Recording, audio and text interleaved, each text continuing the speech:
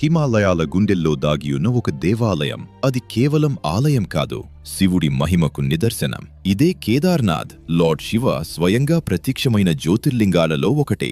మహాభారత యుద్ధం తర్వాత పాండవులు గెలిచారు, కాని శాంతి దొరకలేదు. తమ చేతుల మీదే బంధువులు చనిపోయారు అనే బాధతో పాప విముక్తి కోసం శివుణ్ణి వెతికారు. కాని శివుడు వారికి సులభంగా కనిపించలేదు.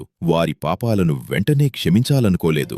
అందుకే ఆయన హిమాలయాలకు వెళ్లి ఒక ఎద్దు రూపంలో దాక్కున్నాడు. వెతుకుతూ వెతుకుతూ ఒకరోజు భీముడు ఆ ఎద్దును గమనించాడు. అది సాధారణం కాదని గ్రహించి తన భారీ శరీరంతో 2 పర్వతాల మధ్య నిలబడి దానిని పట్టుకోవడానికి ప్రయత్నించాడు. అప్పుడే ఆ ఎద్దు ఒక్కసారిగా నేలలోకి జారిపోవడం ప్రారంభించింది.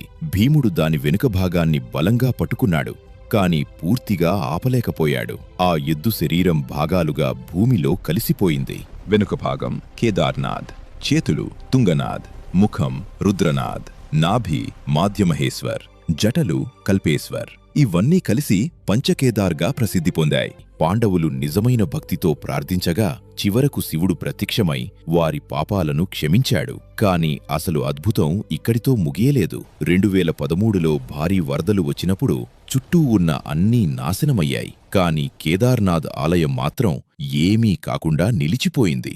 ఎందుకంటే ఆలయం వెనుక ఒక భారీ రాయి వచ్చి నిలబడి ప్రవాహాన్ని ఆపింది. దాన్ని దివ్యశిల అంటారు. ఇది శివుడి రక్షణ అని భక్తులు నమ్ముతున్నారు. కేదార్నాథ్ కేవలం ఒక ఆలయం కాదు, పాపం నుంచి విముక్తికి వెళ్లే మార్గం. మీకు శివుడిపై భక్తి ఉంటే ఓం నమః శివాయ అని కామెంట్ చేయండి.